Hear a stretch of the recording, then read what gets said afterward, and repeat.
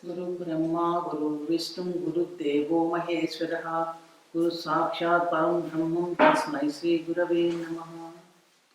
श्री गुरुभ्यो नमः। श्री महागणाधिपते नमः। श्री मात्रे नमः। ప్రేక్షకులు నమస్కారం. మీ డాక్టర్ సుందరి ప్రేక్ష. ఈరోజు మనం ఈ వీడియోలో ఫిబ్రవరి 1, 2024 నుండి 28 ఫిబ్రవరి 2024 వరకు అంటే శోభకృతనామ సంవత్సరం, ఉత్తరాయణం, హేమంత ఋతువు, పుష్యమాసం, గురువారం, బహుళ షష్ఠి నుండి శ్రీ శోభకృతనామ సంవత్సరం, ఉత్తరాయణం, శశి ఋతువు, మాఘమాసం, బుధవారం, కృష్ణ చతుర్థి వరకు గల గోచార గ్రహస్థితి ఆధారంగా ద్వాదశ రాశుల వారికి ఎటువంటి ఫలితాలు ఉండబోతున్నాయి, ఉద్యోగ వ్యాపార విషయాల్లో ఎలాంటి ఫలితాలు ఉంటాయి, కుటుంబ విషయాలు ఎలా ఉండబోతున్నాయి, ఏ గ్రహాలు అనుకూలిస్తున్నాయి, ప్రతికూలతను తగ్గించుకోవడానికి ఎటువంటి పరిహారాలు పాటించాలి అని అనేక విషయాలు తెలుసుకుందాం. ముందుగా ఈ మాసంలో ఉండే ముఖ్యమైన పండుగలు ఏంటి? మనకి వచ్చేది మాఘమాసం. మాఘమాసం ఈ ఫిబ్రవరి నెలలో ఎటువంటి పండుగలు ఉండబోతున్నాయి ముఖ్యమైన మనం చూస్తే కనుక ఫిబ్రవరి 14వ తారీఖు వసంత పంచమి, 16 రథసప్తమి మరియు భీష్మాష్టమి, 20వ తారీఖు భీష్మ ఏకాదశి, 24 మాఘ పౌర్ణమి మహామాఘి. ఈరోజు ఈ మాసంలో నదీ స్నానాలు, సూర్యారాధన శ్రేష్టమైన ఫలితాలను ఇస్తాయి. ఫలితాలకు వెళ్లే ముందు గోచార గ్రహాలు ఏ రాశుల్లో సంచరిస్తున్నాయో తెలుసుకుందాం. మేషరాశిలో గురువు సంచారం చేస్తున్నాడు, అలాగే కన్యలో కేతు. ధనుస్సు రాశిలో కుజుడు ఫిబ్రవరి 4 వరకు 5వ తారీఖు నుండి మకర రాశి వృశ్చిక రాశిలో సంచారం చేస్తాడు. శుక్రుడు ధనుస్సులో 11 వరకు, తదుపరి మకర రాశిలో సంచారం. కుంభరాశిలో బుధుడు 18 వరకు, మకర రాశిలో 19 నుండి కుంభరాశిలో సంచారం. కుంభరాశిలో శని, మీనంలో రాహు. చంద్రుడు చిత్తా నక్షత్రమైన కన్యారాశి నుండి బయలుదేరి సంచారం ప్రారంభించి 12 రాశుల మీదుగా సంచారం పూర్తి చేసుకొని హస్తా నక్షత్రంతో తన సంచారాన్ని ఈ మాసంలో ముగిస్తున్నాడు. ఈ రకమైన గ్రహ గోచార ఆధారంగా ఈ మాసంలో ద్వాదశ రాశుల వారికి ఎటువంటి ఫలితాలు ఉండబోతున్నాయో తెలుసుకుందాం. మిథున రాశి వారికి ఫిబ్రవరి మాసం ఎటువంటి ఫలితాలను ఇస్తుంది అని గమనించినప్పుడు మృగశిర నక్షత్రం 3, 4 పాదాల్లో పుట్టిన వాళ్ళు, ఆరుద్ర నక్షత్రం 4 పాదాల్లో పుట్టిన వాళ్ళు, అలాగే పునర్వసు నక్షత్రం 1, 2, 3 పాదాల్లో పుట్టిన వాళ్ళందరూ కూడా మిథున రాశి కింద వస్తారు. రాశ్యాధిపతి బుధుడు. గోచార గ్రహస్థితి మనం పరిశీలిస్తే కనుక మిథున రాశి వారికి ఈ మాసం గతం కంటే కూడా చాలా మెరుగ్గా ఉంటుందని చెప్పవచ్చు. అంటే గతంలో కొంచెం ఇబ్బందులు ఎక్కువయ్యాయి, ఎంత మెరుగ్గా ఉన్నప్పుడు కొంచెం ఒకసారి కొన్ని విషయాల్లో మిశ్రమ ఫలితాలు కూడా గోచరిస్తున్నాయి. ముఖ్యంగా మనకి లాభస్థానంలో గురు సంచారం.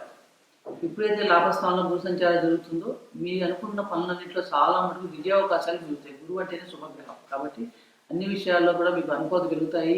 ఆర్థికంగా కూడా బలోపేతం అవుతారని చెప్పవచ్చు ఈ మాసంలో. ముఖ్యంగా ఈ మాసంలో మీకు ఏంటంటే దూర ప్రయాణాలు ఎక్కువ ఉండే అవకాశం ఎక్కువగా ఉంది కాబట్టి ప్రయాణాలు వెళ్ళే ముందు చూసుకొని వెళ్ళండి. అలాగే ఆర్థికంగా కూడా చాలా మంచి అనుకూలత పెరుగుతుందని చెప్పవచ్చు. కెరీర్ పరంగా చూసినప్పుడు ఉద్యోగ విషయాల్లో కొంచెం మార్పులు చేర్పులు ఉండే అవకాశం కూడా గోచరిస్తున్నాయి. అంటే బదిలీలు అవడం కానీ, లేకపోతే వేరే ఉద్యోగులు చేరటం కానీ, కొంచెం స్థాన మార్పిడి కానీ ఇవన్నీ కూడా మనకి ఈ మాసంలో కనిపిస్తున్నాయి. అధికారుల అనుగ్రహం కలగడం ఈ మాసంలో మీకు ఒక పెద్ద స్పెషాలిటీ. ఎందుకంటే మీకు ఆదరణ లభిస్తుంది, అధికారుల ఆదరణ లభిస్తుంది, దాంట్లో ఎటువంటి సందేహం లేదు. అలాగే కొత్త కొత్త అవకాశాలు చక్కగా కలిసి వస్తాయి. కాబట్టి మనం ఏం చేయాలంటే ఆ అవకాశాన్ని సద్వినియోగం చేసుకోవాలి. ఈ అవకాశం ఎంత సద్వినియోగం చేసుకుంటే మీకు అంత లాభం ఫ్యూచర్లో కలుగుతుందని చెప్పవచ్చు. అలాగే ఈ మాసంలో మీకు ఏంటంటే గృహంలో కూడా శుభకార్యాలు చేస్తారు, శుభకార్యాల కోసం ఖర్చు పెడతారు. పిల్లల చదువు విషయంలో కూడా మీరు ఏవైతే అనుకుంటున్నారో చేసే ప్రయత్నాలన్నీ కూడా ఈ మాసం చక్కగా ఫలిస్తాయని చెప్పవచ్చు. ఎవరైతే నిరుద్యోగులు ఉద్యోగం కోసం ప్రయత్నాలు చేస్తూ చాలా రోజులు ఎదురు చూస్తున్నారో వారికి ఈ మాసంలో మీకు కొత్త అవకాశాలు రావడానికి అవకాశం ఎక్కువగా ఉంది. అలాగే ఆ అవకాశాలు కలిసి వచ్చి కొంచెం ఊరట కూడా లభిస్తుందని చెప్పవచ్చు. వృత్తి వ్యాపారంలో చాలా అనుకూలంగా ఉంటుంది. కోర్టు వ్యవహారాలు అంటే చాలా కాలంగా ఏమైనా సమస్యలు పెండింగ్ ఉండి కోర్టుకి వెళ్ళిన కేసులు లాంటివి ఏమైనా ఉంటాయి కనుక వాటిల్లో మనకి ఈ మాసంలో విజయ అవకాశాలు, మెరుగుపడే అవకాశాలు ఎక్కువ కనిపిస్తున్నాయి చట్టపరంగా కూడా. చతుర్థంలో మటుకు కేతు సంచారం. చతుర్థంలో కేతు సంచారం వల్ల ఒక్కొక్కసారి గృహంలో కొంచెం ఆటంకులు రావడం కానీ, తల్లి ఆరోగ్య విషయం గురించి జాగ్రత్తలు తీసుకోవడం, అనుమానాలు ఇలాంటివన్నీ ఉంటాయి. కాబట్టి ఇక్కడ కానీ లాభంలో గురు సంచారం మనకి ఉండటం వల్ల చాలా మటుకు కొత్త విషయాల మీద ఆసక్తి పెరగడం కూడా ఉంది. కాబట్టి ఇది కొంచెం అడ్డంకులు ఏర్పడినా కూడా చాలా మటుకు వాటిని అధిగమిస్తారనే చెప్పవచ్చు మనం. కుటుంబ సభ్యులకి ఒక్కొక్కసారి దూరంగా ఉండే పరిస్థితి కూడా కనిపిస్తుంది నాకు. ఎందుకంటే ఈ మాసంలో మనం విదేశీ ప్రయాణాలు కూడా ఉంటున్నాం, దూర ప్రయాణాలు వెళ్ళే అవకాశం ఉంది. కాబట్టి వృత్తిపరంగా అవ్వచ్చు, లేదా చదువు కోసం అవ్వచ్చు, దేనికోసం దూరంగా వెళ్ళే పరిస్థితి కనిపిస్తుంది. ఆరోగ్య విషయంలో మటుకు ఈ మాసం మొదటి నుంచి కూడా మిథున రాశి వారు చాలా జాగ్రత్తగా ఉండాలి. అంటే ఏంటంటే చిన్న చిన్న అనారోగ్య సమస్యలు ఏర్పడే అవకాశం ఎక్కువ కనిపిస్తున్నాయి. అలాగే ప్రేమ సంబంధాలు, ప్రేమ వ్యవహారాలకు మటుకు అనుకూలత పెరుగుతాయని చెప్పవచ్చు. ముఖ్యంగా ఏంటంటే తృతీయాధిపతి అయిన రవి అష్టమ భావంలో సంచరించే సమయంలో మటుకు ఆరోగ్య విషయంలో చాలా జాగ్రత్తగా ఉండాలి. ఎందుకంటే ఆరోగ్యం భాస్కరాలు అంటే మీరు మాట్లాడటం వల్ల కానీ, లేకపోతే చుట్టుపక్కల ప్రయాణాలు చిన్నపాటి ప్రయాణాల వల్ల కానీ, దానివల్ల మీకు ఏంటంటే కొంచెం చిన్న ఆరోగ్యంలో బేళకి భోజనం చేయలేకపోవడం కానీ, ఉష్ణతత్వం పెరగటం కానీ రాబోయే కాలంలో దానివల్ల కొంచెం ఇబ్బంది ఏర్పడే అవకాశం ఎక్కువగా ఉంది. అలాగే ఈ మాసంలో మీరు ఏంటంటే ముఖ్యంగా ప్రయాణాల కోసం చాలా ఎక్కువ ఖర్చు పెడతారు, విపరీతంగా ఖర్చు పెడతారు. కాబట్టి ఇక్కడ కొంచెం నియంత్రణ తీసుకోవాలి. అలాగే ప్రయాణాలు చేసేటప్పుడు జాగ్రత్తగా ఉండాలి. కొంచెం డ్రైవింగ్ చేసేవాడు కానీ ఇలాంటివి చేసేటప్పుడు కొంచెం కంట్రోల్లో ఉండాలి. లేకపోతే కొంచెం చిన్న చిన్న ప్రమాదాలు జరగడానికి అవకాశాలు ఎక్కువ కనిపిస్తున్నాయి. అలాగే గృహంలో కూడా అనవసరమైన చర్చలు, అంటే అది మనకి సంబంధం ఉండదన్నమాట. ఏదో ఒక విషయం చర్చ తీసుకోవడం, దానివల్ల మనస్తాపం, దానివల్ల ఒకరి మీద ఒకరి ఘర్షణ పెరగడం, ఇలాంటి వాతావరణం కూడా ఏర్పడుతుంది. కాబట్టి ఇక్కడ కొంచెం మనం జాగ్రత్త తీసుకోవాలి. ముఖ్యంగా ఏంటంటే ఈ మాసంలో మీకు తీర్థయాత్రలు ఎక్కువగా వెళ్తారు.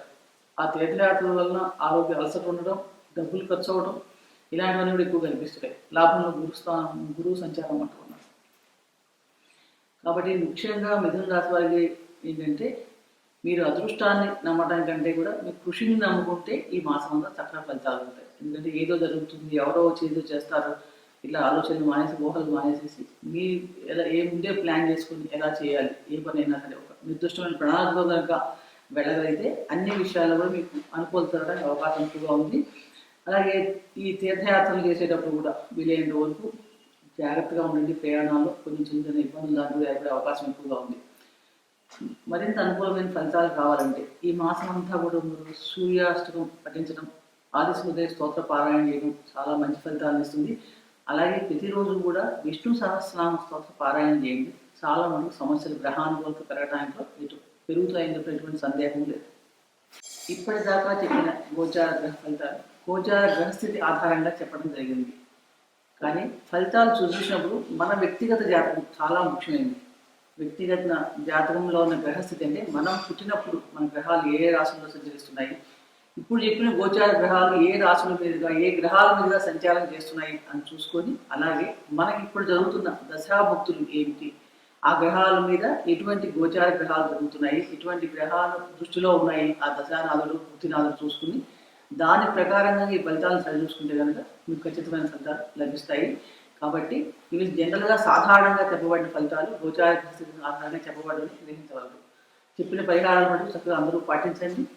దానివల్ల ఈ మాసం అంతా కూడా మీకు గ్రహానుకూలతలు పెరుగుతాయని చెప్పవచ్చు. సర్వే జనా సుఖినో భవంతు. శుభం భూయాత్.